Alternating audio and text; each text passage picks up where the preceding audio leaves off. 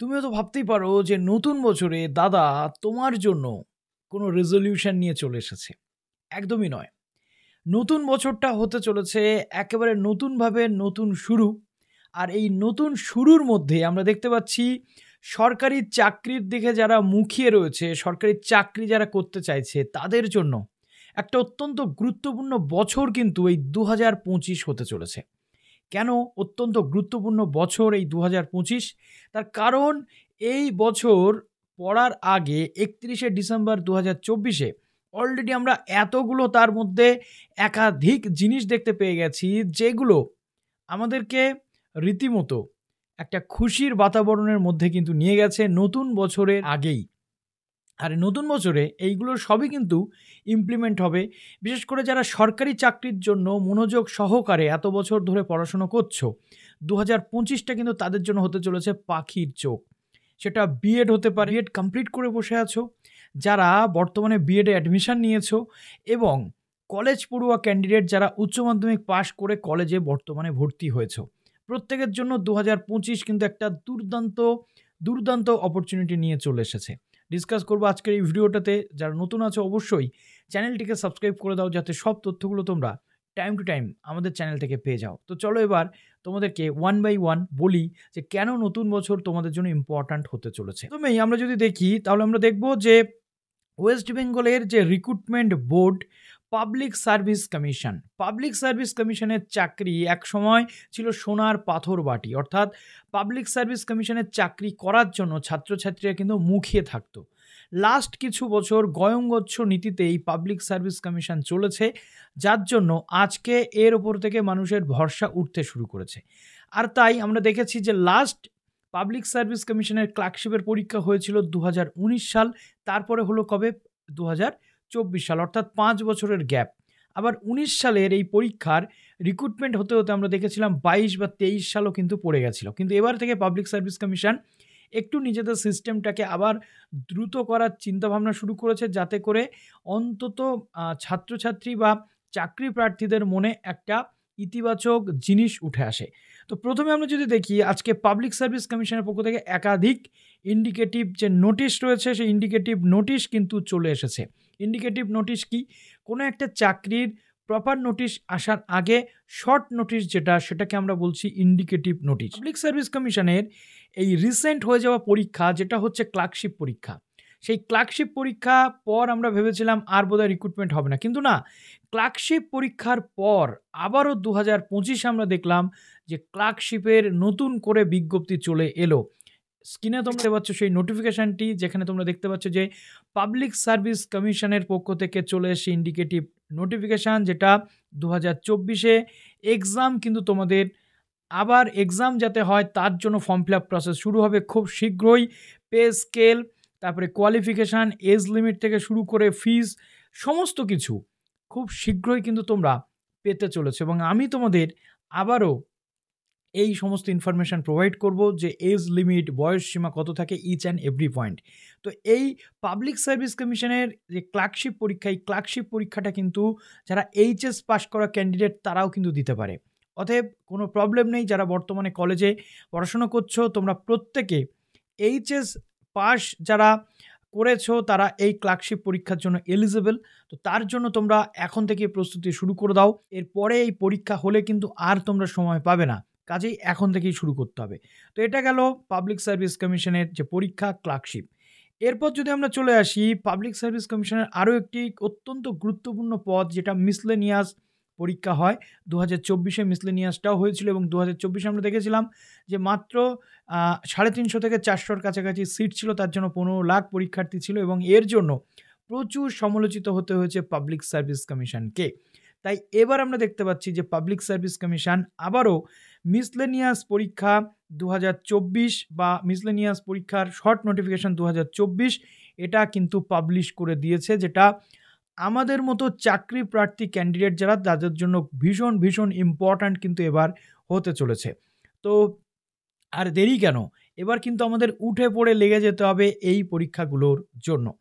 তো আমরা দেখতে পাচ্ছি যে পাবলিক সার্ভিস কমিশনের মিসলেনিয়াস পরীক্ষার ফুল নোটিফিকেশন আসতে চলেছে, ইন্ডিকেটিভ নোটিফিকেশন পাবলিশ হয়ে গেছে।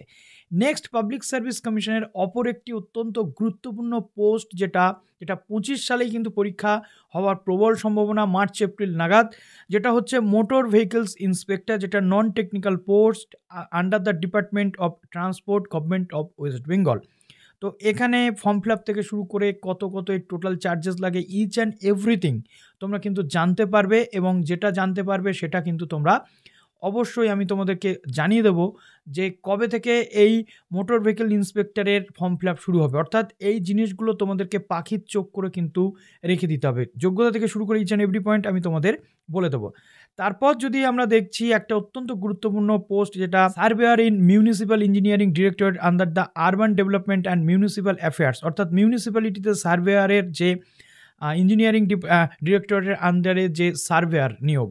তো এর পরেও একাধিক ইন্ডিকেটিভ নোটিশ বেরিয়েছে, সেগুলো ওয়ান বাই ওয়ান আমি তোমাদের সামনে নিয়ে আসবো ডিসকাশন। তো তার জন্য তোমরা অবশ্যই আমাদের চ্যানেলটিকে সাবস্ক্রাইব করে দাও।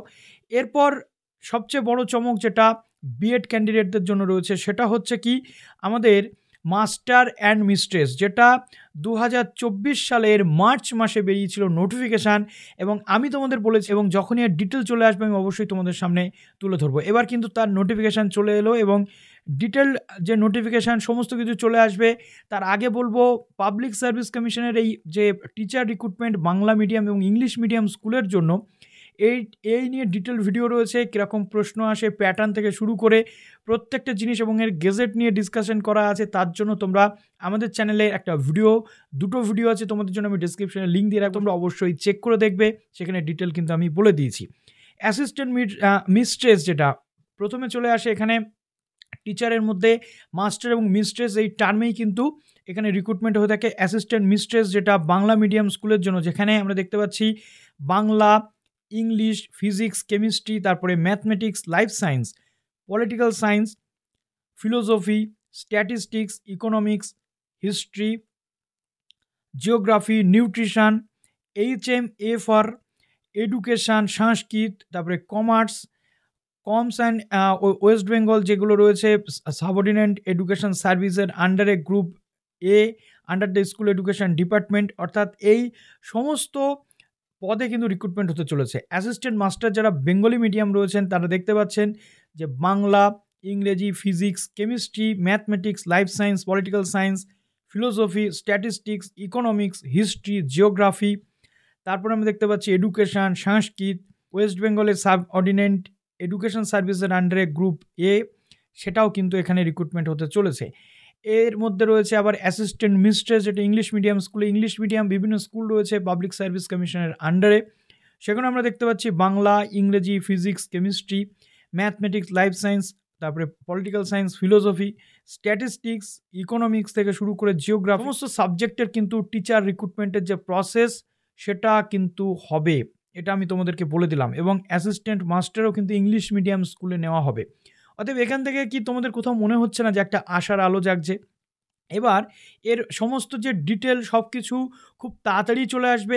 এবং আমি তোমাদের বলি, অনেকের প্রশ্ন থাকবে যে বিএড ক্যান্ডিডেটরা, অর্থাৎ বিএড বর্তমানে যারা পাঠরত 22-24 সেশনটি পাস করে গেছে তারা এলিজিবল, তারপরে 24-25 বা 24-26 বা 23-25 এলিজিবল কিনা, 23-25-এর যদি ফর্ম ফিল আপ হতে বিএড কমপ্লিট হয় তাহলে কিন্তু তারা এলিজিবল হতে পারে। কিন্তু এই পাবলিক সার্ভিস কমিশনের যে পরীক্ষা হয় এখানে 36 বছর পর্যন্ত এজ রিল্যাক্সেশন কিন্তু থাকে, যেটা আমরা জানি।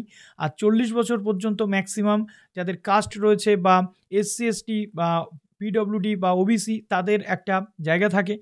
এবার আমি তোমাদের বলি, বিএড কিন্তু প্রত্যেকেরই মাস্ট বি কমপ্লিটেড, অর্থাৎ বিএড প্রত্যেকের কমপ্লিট থাকতে হবে, তবেই তোমরা আবেদন করতে পারবে, না হলে কিন্তু পাবলিক সার্ভিস কমিশন তোমাদেরকে আবেদন করতে দেবে না।